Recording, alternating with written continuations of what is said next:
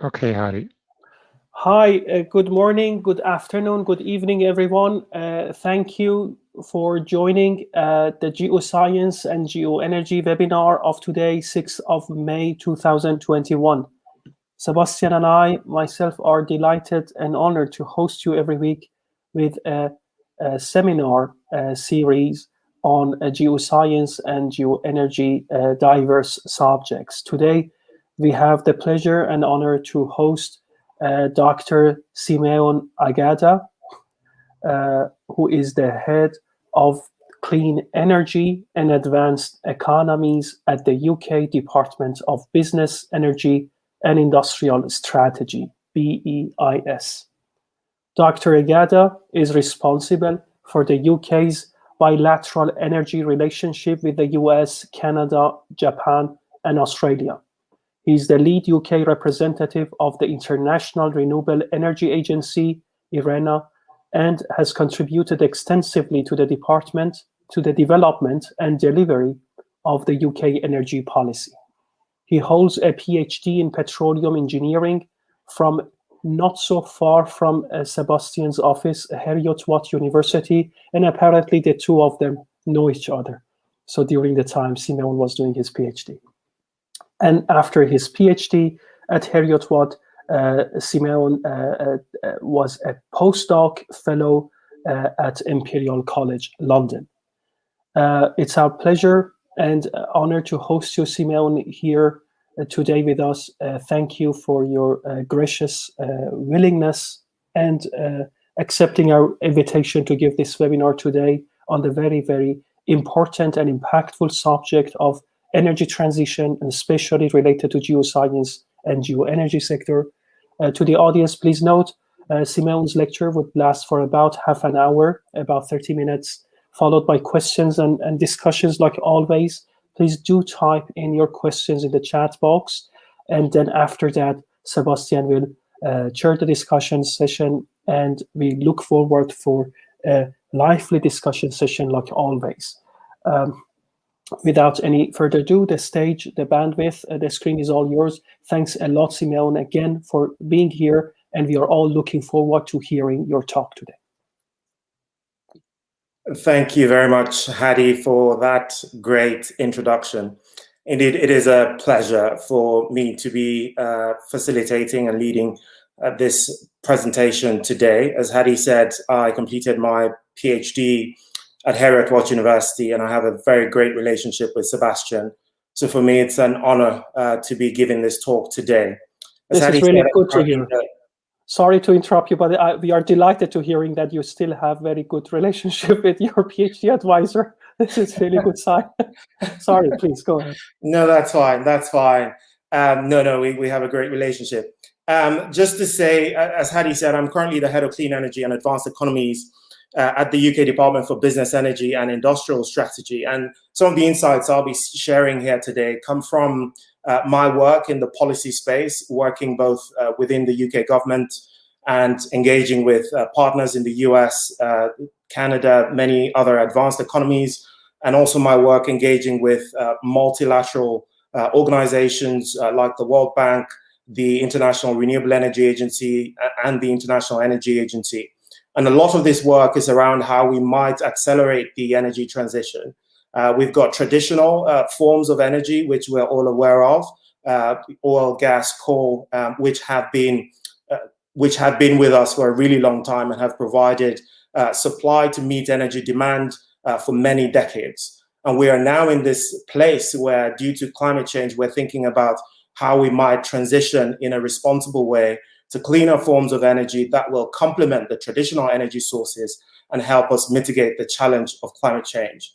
So what I'll do during this presentation today will be to talk through some of the challenges of the energy transition to set the stage for why we are doing what we're doing and the different tools and mechanisms that we can use to think through this challenge and work together with technology, finance, government, and all our international abilities that we have to work together to meet this challenge. I've talked about the energy sector, which is where I have my background. Well, we're going to need to work across multiple sectors. And so we need effort share. So we within the energy sector need to do our bit, and we need to see how energy relates to transport and buildings and agriculture. Now, because this is such a difficult challenge, because it's a new transition, the case for innovation is incredibly strong. And what innovation can do is to lead us to cost reduction. We'll talk about that. And then we'll talk about how policy instruments and innovative policy approaches can help us turbocharge the transition, before we then look at the different transition strategies of different energy companies like Shell and BP and Total. And finally, I'll end with international cooperation, because this is not something that one country can do by itself. I think we all need to come together to accelerate the energy transition. So it's not news to many people that energy accounts for a huge proportion of global emissions. What you see on the left is a chart that plots global energy-related emissions since the start of the 20th century. And you can see there's been a few dips around the Second World War, around the second oil shock, around the financial crisis, and most recently around the challenges linked to COVID-19 in 2020. But the trend is upwards, and energy is a big part of the challenge. And so our job as people that operate within the energy sector is to think about clean growth. How do we reduce emissions within our sector while growing our economy? I've recently just read Bill Gates' book titled How to Avoid a Climate Disaster, which I thought was a fantastic book that outlined the huge challenge that we face. His analysis shows that there's currently, I think, about 51 gigatons of CO2 equivalents that we emit every year globally. And if we want to meet the Paris goals of 1.5 degrees centigrade, we need to get that number all the way down to zero. So it's a huge challenge. But I think he's very clear in that book that energy is going to be fundamental in meeting the climate crisis. And that's why we're having this discussion today. But 2050 is about 30 years. Is about 30 years to go. It's 30 years time. We need to do a number of things in the short to medium term. In the next decade, the IEA show in their analysis that we need to grow hydrogen from 0.45 megatons last year to about 40 million tons in 2030. We need to grow electric cars by 50 to up to 50 million cars by 2030. And obviously, we need electricity to power that. And then the investment also has to increase significantly. And to do this, you see on the left that we need industry, finance, technology, and all the different market mechanisms to work very closely with government to make this a reality. So we already have a few solutions. And for anyone working in the research community, the policy community, or the innovation community, you would be familiar with some of the solutions that we have. Now, what you're looking at is a chart that tracks clean energy progress or tracks energy progress. The green dots refer to technologies that are progressing well.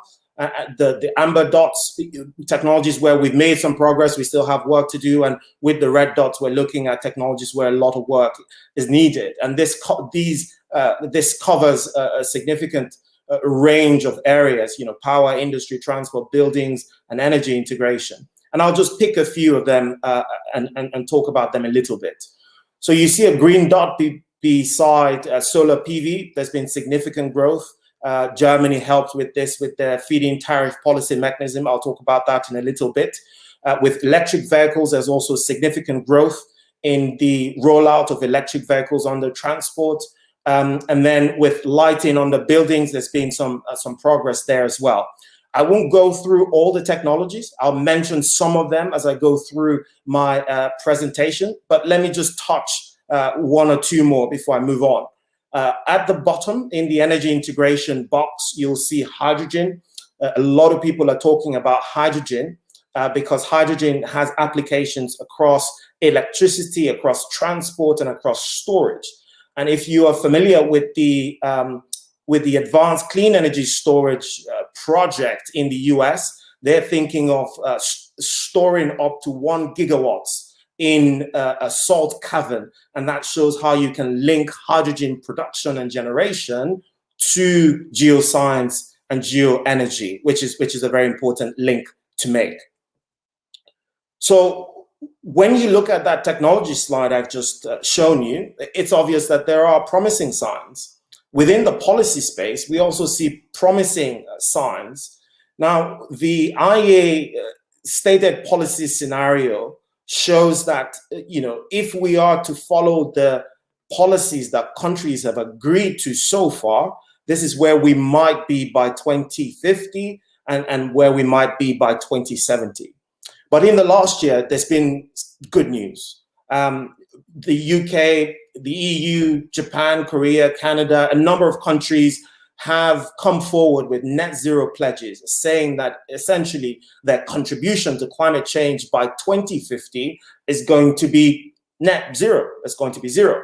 It doesn't mean that they wouldn't have some emissions. It means that where there are emissions, they will use negative emissions technologies like carbon capture, utilization, and storage to take those emissions out of the economy. But in general, by turbocharging technologies like renewable energy, by moving our energy mix into a new kind of configuration, and by changes in some hard-to-abate sectors like buildings and industry, we hope that we can get to a place where the contribution to climate change is minimal. And China has also come forward with a net zero statement telling you that the momentum globally is significant. Well, the challenge is that there's a huge gap. So if you look at this, there's a wedge between what countries have said and the International Energy Agency's Sustainable Development Scenario, and that's for 2070. And if you were thinking of getting to net zero by 2050, you get a sense of the challenge that we face and why we need to work together to innovate towards net zero. The UK's story is very encouraging. We've been able to cut our emissions by over 42% since 1990, while growing the economy by over 73%. And the numbers show that in general, the UK's clean growth story is ahead of some of the other major economies in the G7.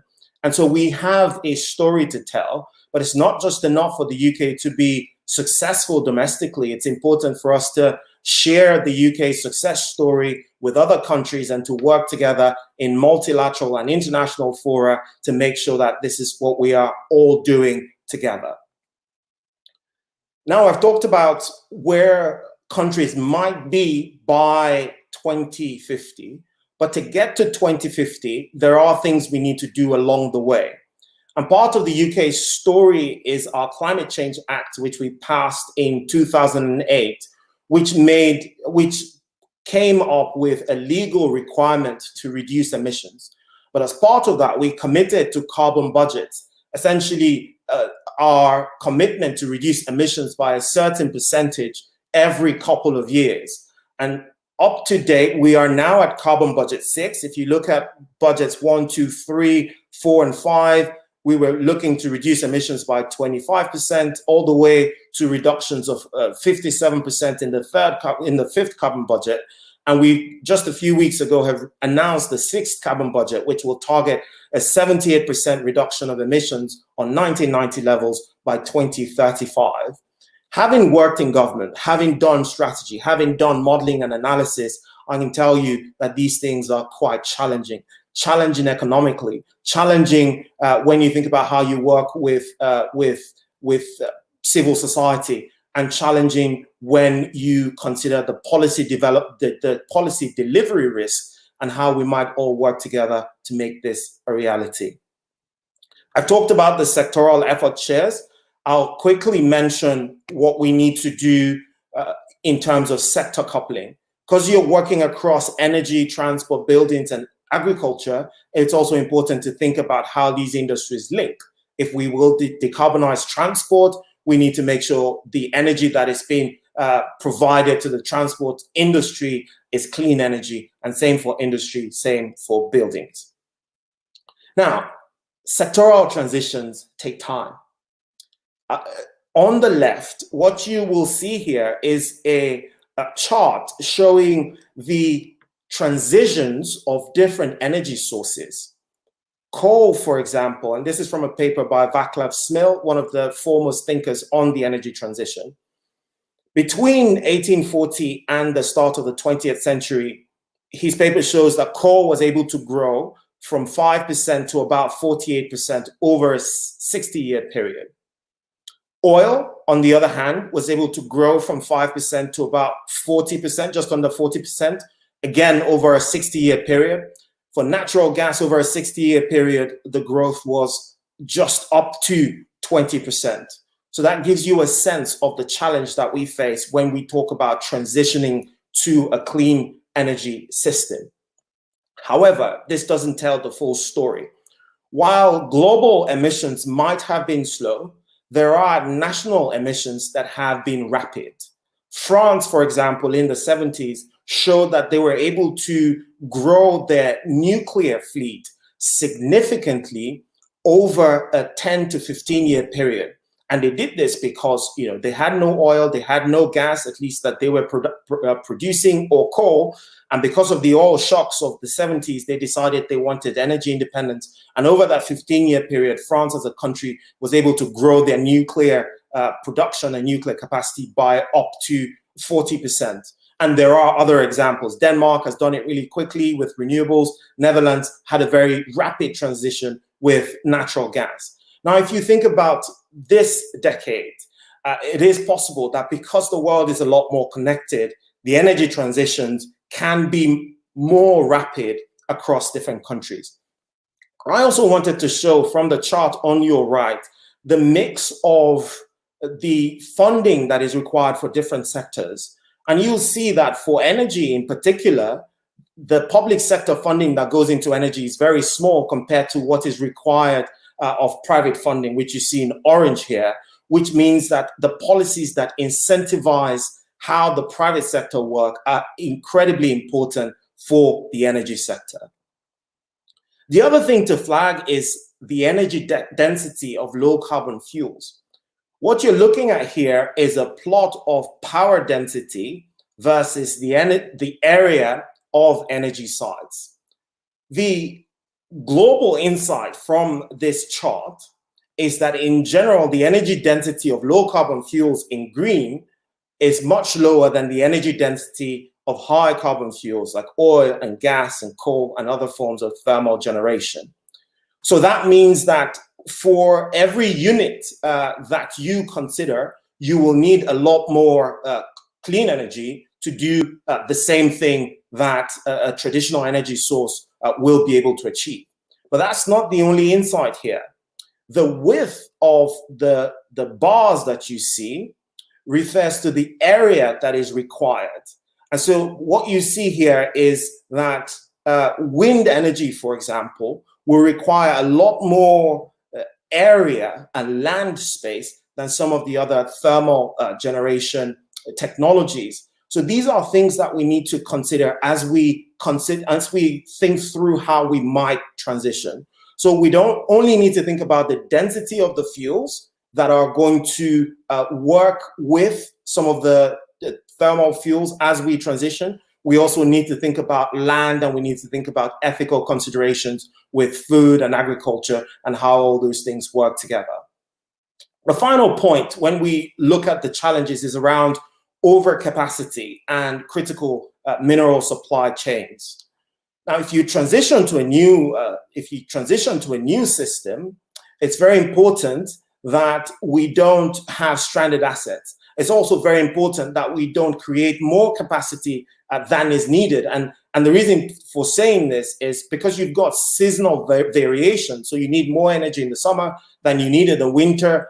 You would need to be very smart about the wind turbines and the solar panels that are being created and generated so that you don't have an overcapacity when the winter comes, because you might need other technologies for baseload energy. The other thing to flag is around critical minerals and their supply chains.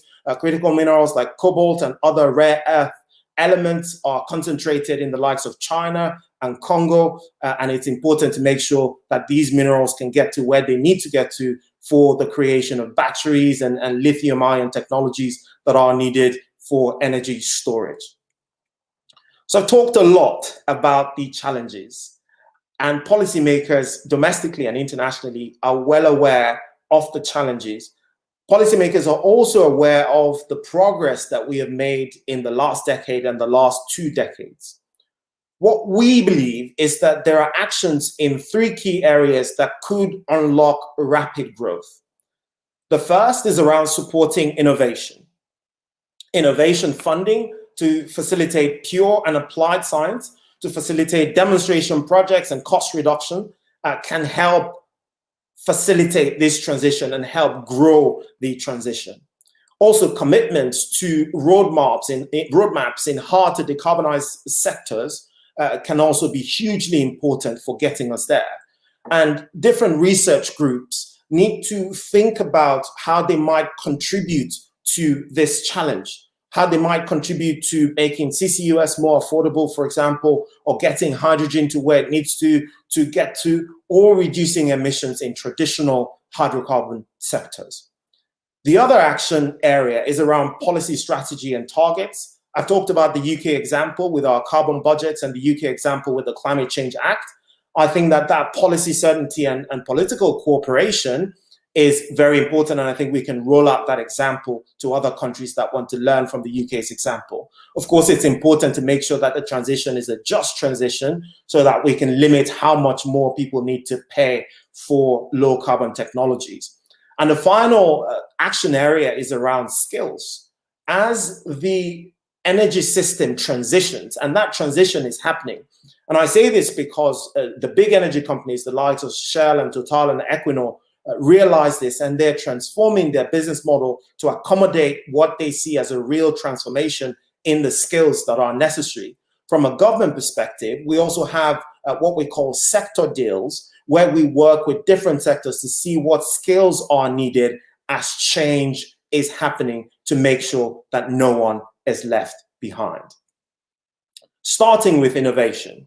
And I'll talk about what we're doing within the UK. I'll also take a US example, talking about how we might fund innovation.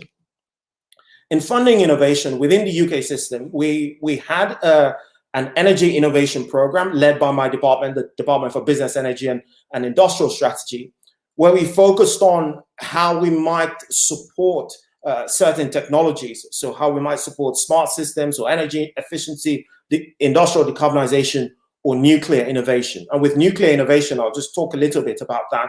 Some of that work went into the development of small modular reactors. Now, nuclear is a low carbon technology that can provide baseload power with very high or very significant energy density. And so what we have seen with this nuclear innovation program is support to reduce the financing that is needed to grow nuclear, to reduce the financing costs, but also to modularize some of the nuclear technologies to make it a bit easier. And I'll just give you a very quick example and we'll move on. So right now, a large nuclear plant might require something like 20 billion pounds over time to develop, obviously because of all the, because it's huge, because it's big, and also because of all the safety requirements that need to be in place. A small modular reactor could provide 1/10 of the energy required for 1/10 of the budget, so for about 2 billion pounds. And by doing that, it makes it easier for financiers to get into new technology. Within the US system, very quickly, moving on to the US now, they have the Advanced Research Projects Agency, or ARPA-E, which a lot of people are familiar with. And I just looked at a few of the things that they're supporting this year. They're supporting commercial scaling of energy technologies. They're supporting technologies to reduce methane emissions. And they're also supporting small businesses developing clean energy technologies. And interestingly, it was one of these kinds of projects that led to the research that helped us develop the internet. And that shows you how systems can grow.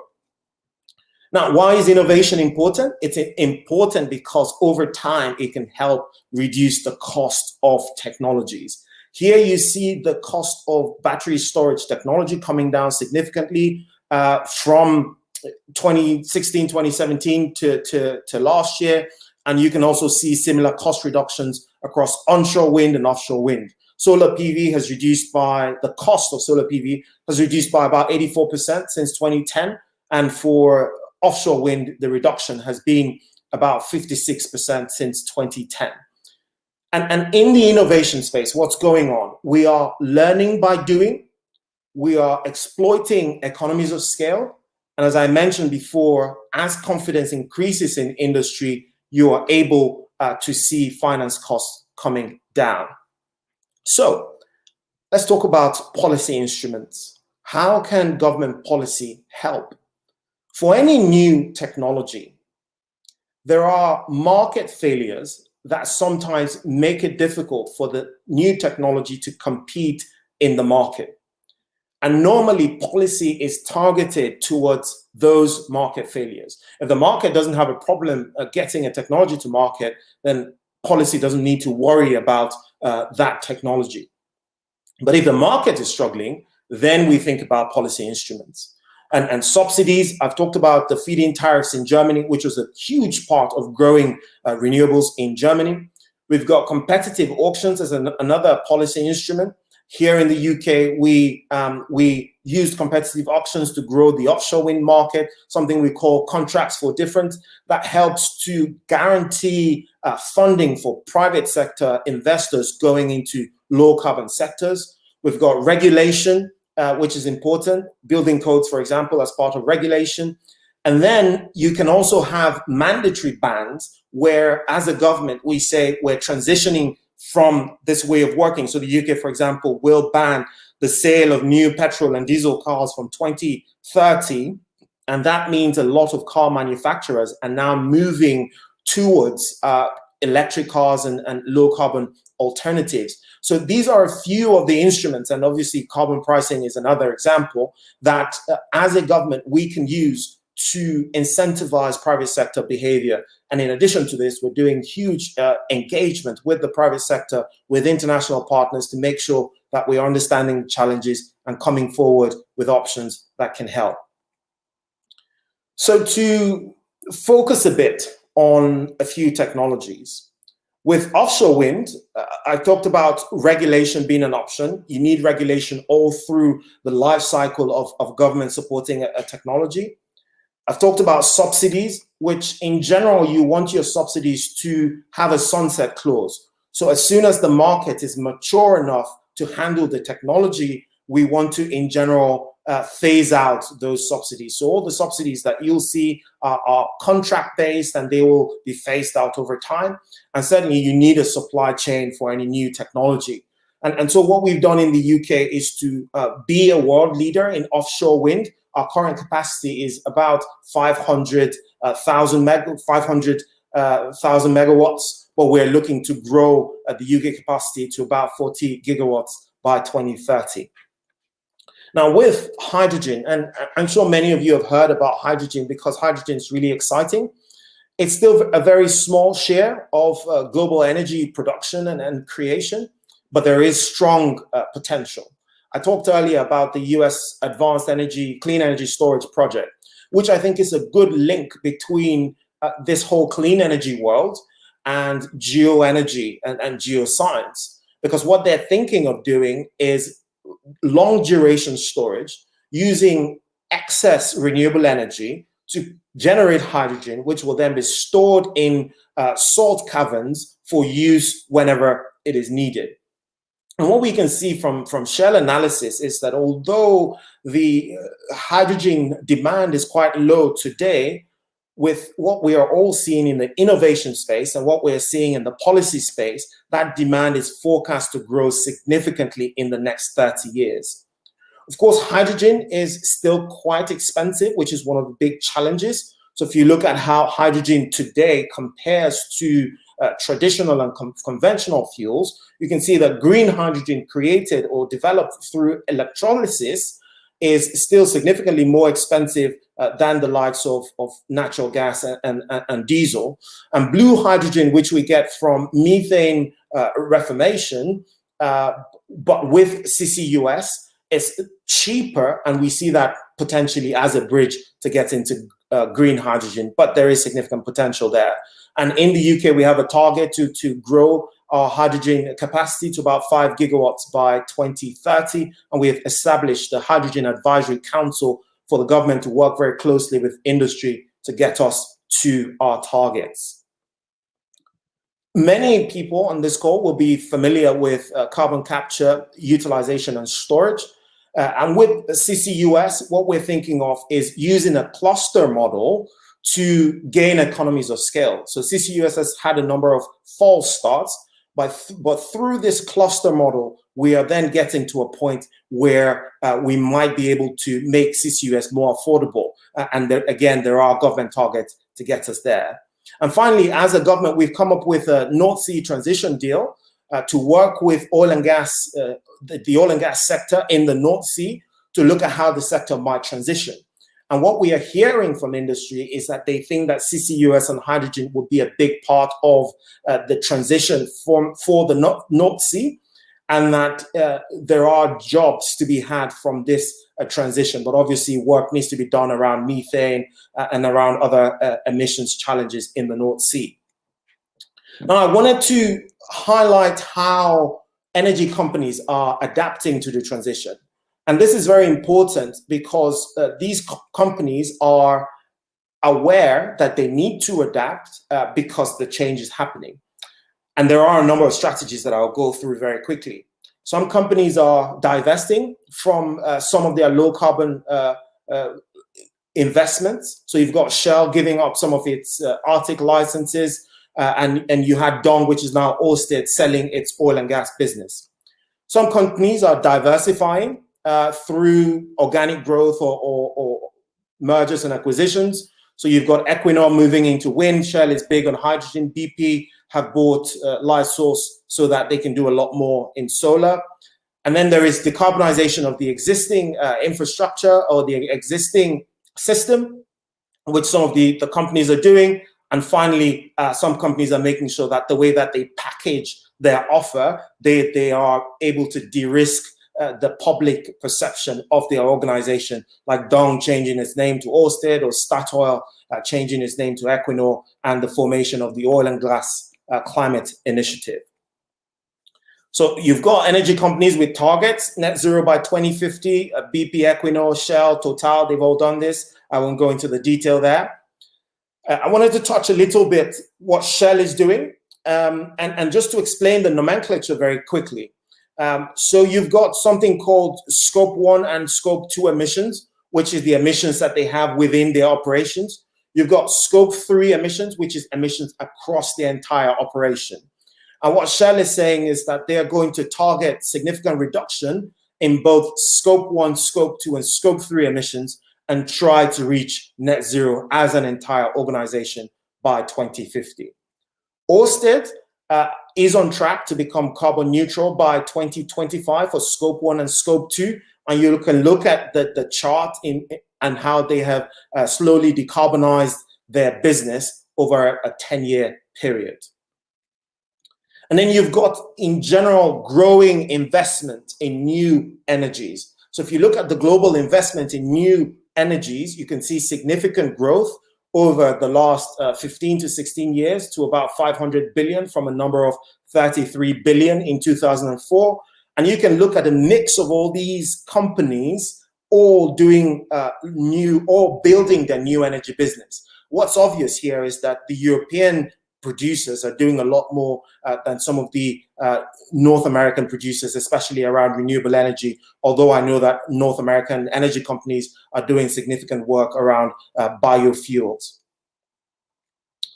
So I'm going to end with the international angle, and hopefully we'll have some time to discuss this a little bit. So the US is doing a lot. The Biden administration has significantly changed the US approach to the energy transition. He's working through a 2.3 trillion infrastructure package, of which I think about 200 to 300 million is going to be committed to clean energy. And they're working through partisan politics around the transition, but there's significant work going on in the US, and they're also influencing through multilateral organizations. I said before that Japan has already gotten to a point where they have passed their net zero announcement, but they're very engaged on an international front. They're engaging with others to drive ambition. And then you've got Australia and Canada also driving ambition across the advanced economies.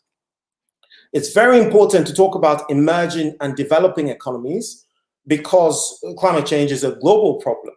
And for the emerging economies, there's the challenge of adaptation. So understanding what climate change will do in terms of hotter climates and difficulties for agriculture and difficulties for healthcare, and making sure that those economies can adapt to the impact of climate change. It's also important that emerging economies can leapfrog. And here I show two examples, one being Kenya, which is a regional leader in East Africa, but there are still 13 million Kenyans without access to electricity. So there is a great challenge there for the electricity that comes on stream to be clean electricity. And it's called leapfrogging, so that they can leapfrog some of the sort of conventional approaches to the transition. But there are institutional frameworks and regulatory frameworks that need to be strengthened to make all of this happen. And so to summarize, what I've tried to get through in this presentation is to think through how we might accelerate the energy transition, knowing fully well that these transitions occur at different speeds. And some of the ones that happened in the past were very slow. But what we can do today is to accelerate the transition. There's no silver bullet. We would need rapid progress across all sectors. And there's a huge role for technology, both when you look at the geosciences and also pure and applied sciences for renewables and hydrogen and CCUS, as I've talked about. Of course, policy instruments can play a big part in this transition. I've also shown that energy companies are taking action. So we should all be part of the discussion because the companies are also working. And finally, I think that because this is a global solution, we need to think about the implications for different categories of countries. We need to think about how emerging economies will react and how emerging economies will adapt to the transition. And of course, advanced economies need to be leading on the transition. Once again, thanks to you, Sebastian and Hadi, for having me over to give this talk.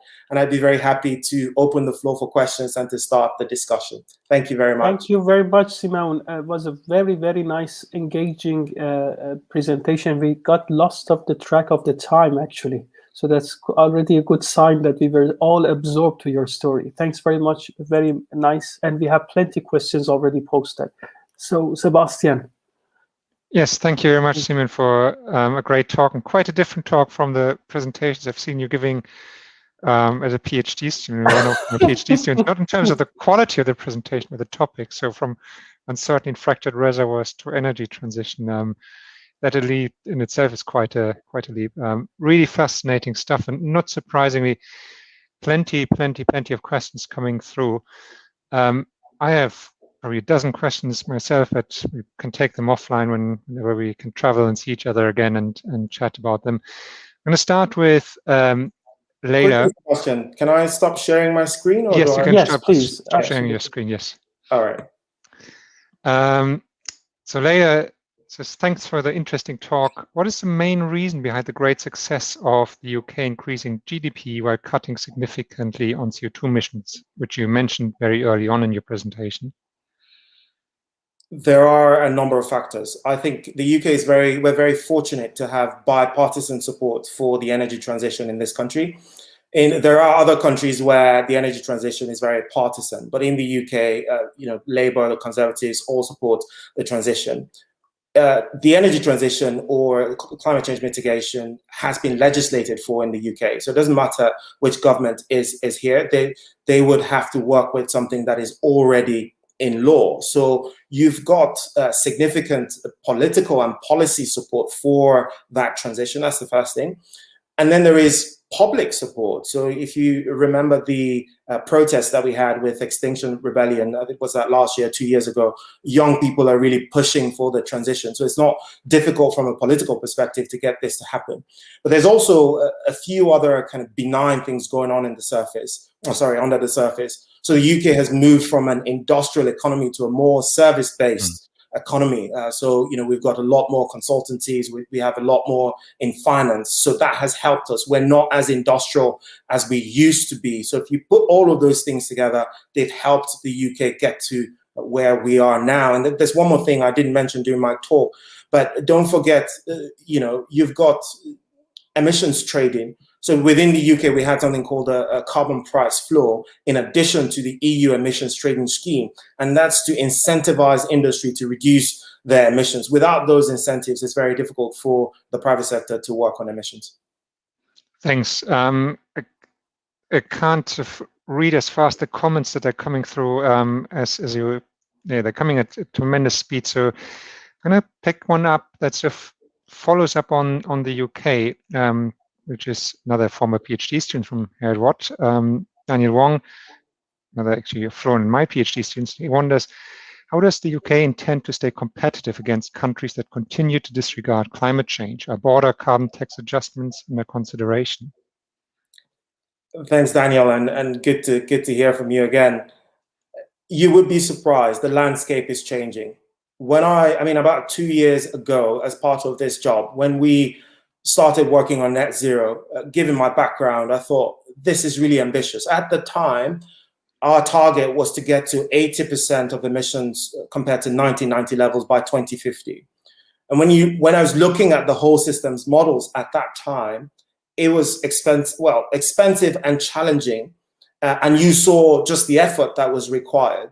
And then we decided to stretch ourselves even a bit more by going for net zero. And it felt like we were going to be alone in doing that. But very quickly, the EU followed, a number of other countries followed. And last year, Japan, Korea, China came forward with net zero pledges. So although it seems like there are countries that historically have disregarded this, the landscape is changing. One of the things that we've done around our international advocacy work has been around the international financing of coal, which is talking to countries and talking to organizations about where they put their money. And a number of these countries I've just mentioned have also come to a point where they now have policies that are moving away from financing high carbon technologies.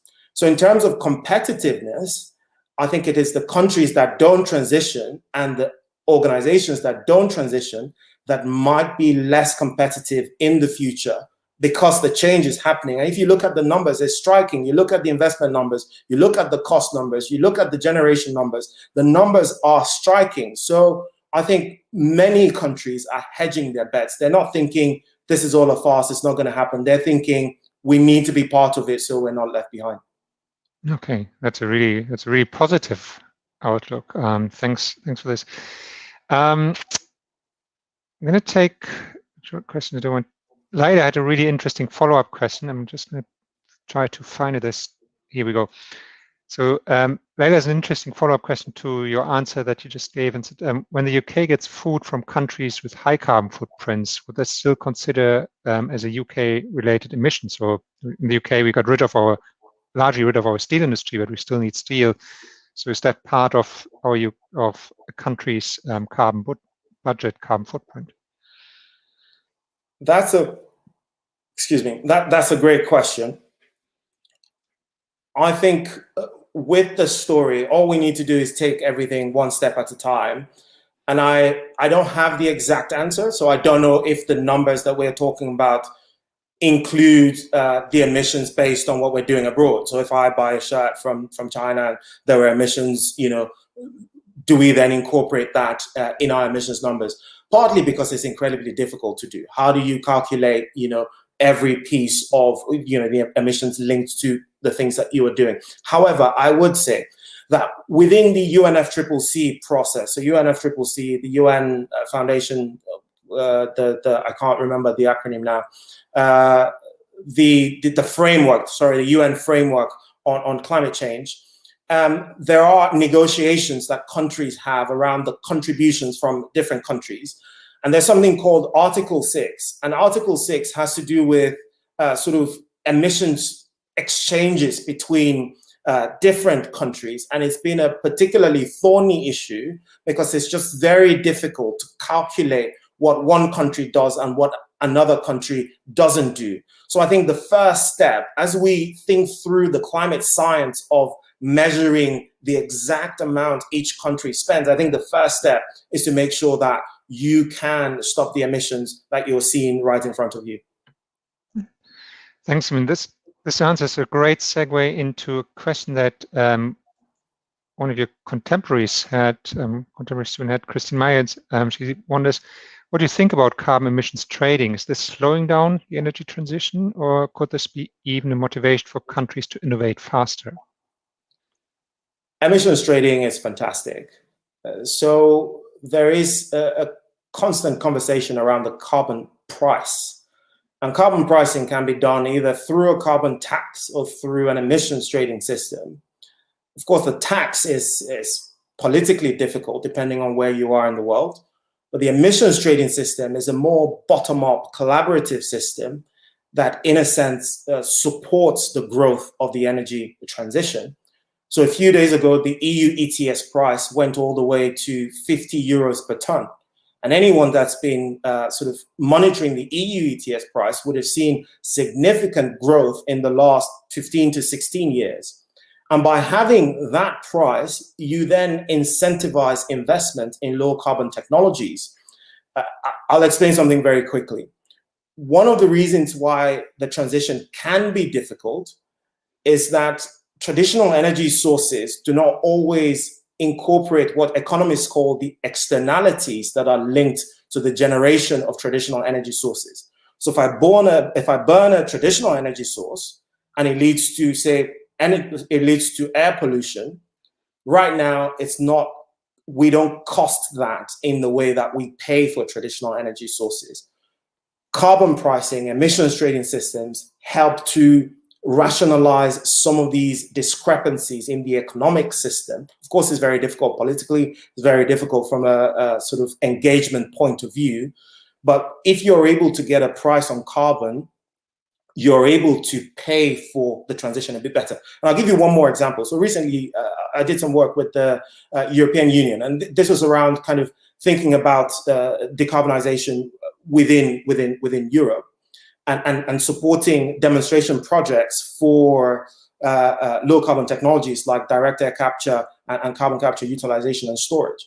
Now, for some of those projects, it's very clear that the technology was great. So the technology was excellent. But once you start looking at the economics, how much am I going to get for taking a ton of CO2 out of the atmosphere and putting it on the ground and doing the geological characterization and finding the right store and doing all the right things? When the financing is not enough, the commercial case breaks down. And that's what the emissions trading system can help us do. Okay, thank you. Staying on that international angle, and you mentioned Ethiopia and Kenya as of countries where access to electricity for a significant part of the population is still limited. And there's a really nice question from Kishan, and I had a similar question in mind. If you think about the population growth is going to come from countries who don't have, where part of the significant part of the country doesn't have access to clean, affordable energy or reliable access to clean, affordable energy.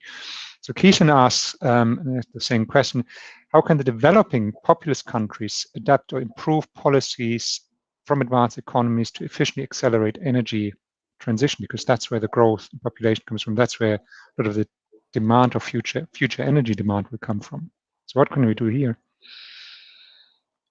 That's a great question. And a lot of work is happening in this space. I talked about the concept of adaptation, which is very close to my heart, because it's very important for developing and emerging economies to be carried along as we do what we're doing. It's not a straightforward answer, but the target is to get to cost parity. So I outlined at the beginning all the challenges that low emissions technologies are facing. But if through emissions, through the economies of scale, through our understanding in advanced economies, how we might roll out these technologies, we can grow the technology significantly, then it will be a case of replicating the successes we have in developing economies.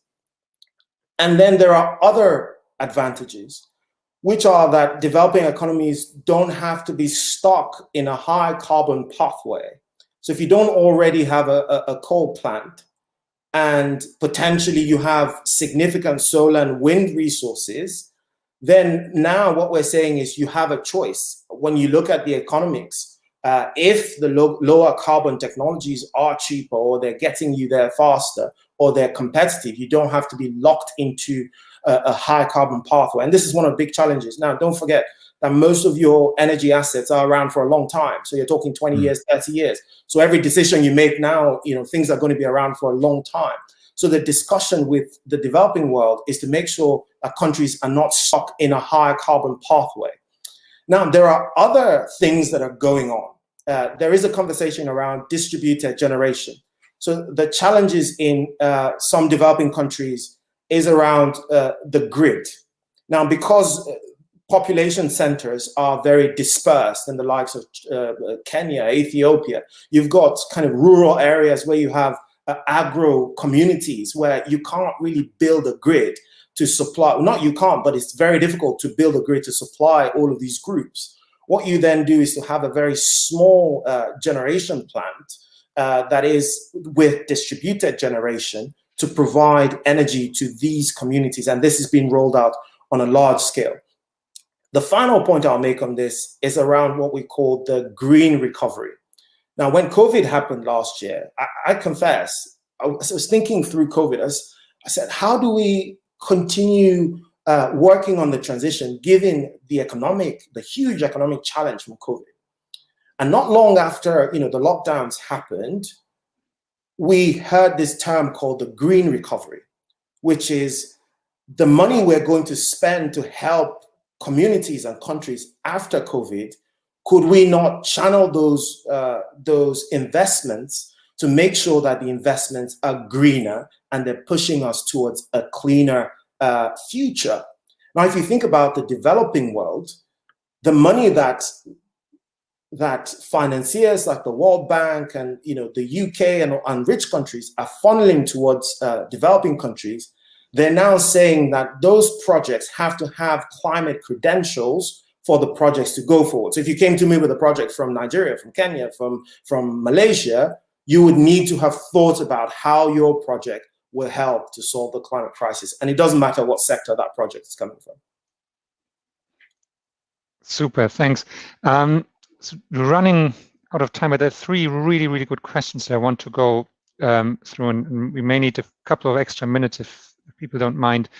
So the first one is from Yuang, one of our regular listeners and question askers. So good to see you, Yuang, again. And he asked, would you share your idea about the potential environmental issues coming along with this transition? An example is the recycling of batteries in all those electric cars. So is there a negative side to the hidden negative side to the energy transition? Interesting. I want to stop saying that's a great question, but all the questions are great questions. So the International Energy Agency, I'll come to your question in a minute. The International Energy Agency, yesterday, they published a report on critical minerals. And as part of that report, they talked about this question of recycling batteries. What you want to do is to make sure that you have a circular economy. And interestingly, this term of a circular economy has been publicized by Saudi Arabia, interestingly, but they talk a lot about the circular carbon economy. But what you're saying is, I want to use my battery materials to create new batteries. Interestingly, lithium batteries, for example, a lot of the materials that come out of it can be recycled and reused. There are technologies like nuclear where you have to think very carefully about the environmental impact. And there is research around what do you do with the materials once you get to the end of life. Interestingly, one of the ideas around nuclear in particular is storing it in geological formations where you would have reinforced concrete or cement going in before your nuclear waste, and then making sure you understand the formation enough to make sure you can put these nuclear materials away. So in short, the term I want to leave you with is something called life cycle emissions. It's not enough to do something clean. Across the life cycle of that technology, the emissions have to be zero or negative. Otherwise, there's no point doing it. Okay. Thanks, Simeon. Tim Good is asking a question, and I think you've come across Tim as a PhD student. You mentioned CCUS a number of times, and it's clear that energy transition will require CCUS, but it's still not taking off at the scale as is needed. So Tim is asking, Simeon, great talk. Can you comment on how you see the commercial side of CCUS evolving through additional technology breakthrough and cost of capture, the scale of projects, or the cost of carbon? The CCUS, as you know, has had a number of false starts.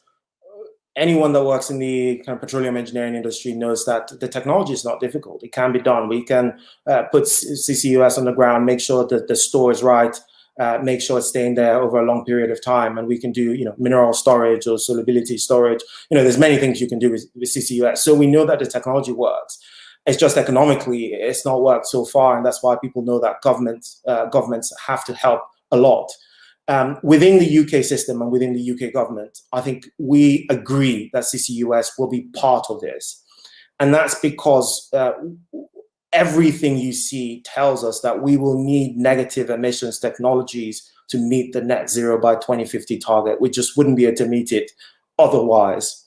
And so with CCUS, what we're doing is looking at this cluster model, where you're saying in the past, you had one project where, I had this power plant, I wanted to take the emissions from the power plant and put it on the ground, but the economics don't make sense, and for the power plant, the incentive is not strong enough.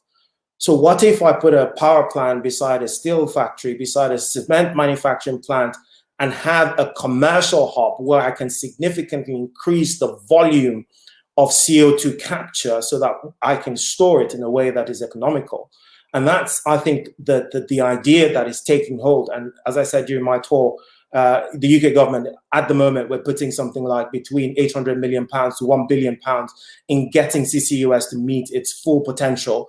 What we're looking at is developing 4 of these industrial clusters I've just talked about by 2030 to prove the concept and make sure we can achieve our goals. The final point is around, I said before, energy companies are acting a lot in this space. And I think the Oil and Gas Climate Initiative, they see CCUS really as a great way to help the oil and gas industry transition. Okay, thank you. And take one final question that perhaps the few of our student listeners are asking themselves, and take this on behalf of Mustafa, and he says, thank you for the quality of the talk, the information, and your energy. Would you please explain your career transition from reservoir engineering to energy transition? How was it? So what happened? How did you become from a petroleum engineer to an energy transition policy advocate? So to speak personally, when I finished my PhD and when I was doing my postdoc, I think it was just around when the oil price dropped in 2015 or 2016. And at the time, I realized what I'm saying to you today, that the world was changing, but that a lot of the skills are transferable. So everything I'm telling you today, I found my PhD highly relevant. So I spent a lot of time working on carbonate reservoirs. I was doing a lot of modeling. And when I joined government, for example, I was working on whole systems models. So looking across the UK energy system, looking across all the UK energy needs, looking at the numbers, looking at how we might look at multiple scenarios for the UK to transition. And all of that was based on the experience that I had gotten from my PhD, my postdoc, and all the things that I'd done before. The reality is that the world is changing. The companies that we look up to are changing. And so we also have to adapt. And the extent to which we do clean energy will be different for different people. So different organizations are on different parts or places or points on the spectrum of the energy transition, but the transition is happening. And I found that, as an engineer, one of the things that we learn is to think critically. One of the things that we learn is to understand trends and to use our critical reasoning ability to communicate what's going on. And I think across the energy industry, they have found reservoir engineers and petroleum engineers very, very important to this work. So I'll give you a quick example, and I'll stop my answer. Within the policy world, for example, there's many people that will say hydrogen, CCUS, or battery storage, but that's where it ends. They don't understand as much as you and I how CCUS works and why it's very difficult to put a ton of carbon dioxide underground and what will happen to the store and how you're going to drill, and all of those things are still relevant. I talked about hydrogen storage in the US. Drilling is still relevant, completion is still relevant, reservoir engineering is still relevant. But what's most important is that we all have to be flexible as we transition. If you think about the digital world, for example, there's a very rapid transition. We all have to be open in our careers to understand that there are different opportunities and that we should transition accordingly. Thank you very much on that final note, on that sharing that personal insight. And again, thank you for a great talk, inspiring, positive talk. Sometimes we feel there's so much doom and gloom around climate change, and it's nice to hear that actually we can do this. We can solve this puzzle. We all work pull in the same direction, and also highlighting the opportunities that exist for future generation of engineers, geoscientists, modelers who are part of our audience. So thank you very, very much for an excellent talk. Simeon, thank you for your time. Thank you to the audience for all these great questions. Again, thank you for taking the time to answer them. Unfortunately, I couldn't take all the questions. Apologies if I missed all of them. We could have continued the discussion for another half hour easily. So with that, over to you, Hadi, to announce our thanks very much. Next speaker. Yes, and so many nice questions as well. It was really a nice event. Next week, our speaker is actually the one highlighted right now here. Thanking you, Simeon, for your talk. The next week's speaker is Dr. Stefan Berg from Shell. Stefan will give a lecture about uncertainty quantification for multi-phase flow in porous media.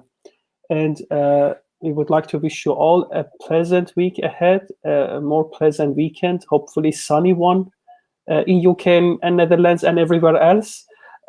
Stay healthy, happy, and tuned. And we see you next week on 13th of May, 2021, with another geoscientific and geoenergetic talk, now about uncertainty quantification for relative permeability to non-thermal fluctuations and energy balance in multi-phase flow by our dear colleague and friend, Stefan Berg. Thanks a lot, Simeon. It was a fantastic talk, very much energetic as well, and it steered a lot of questions by the audience as well. Thanks very much. All right. Thank you so much. Bye, everyone. Pleasure. Bye-bye. Thank you, everyone. Bye-bye.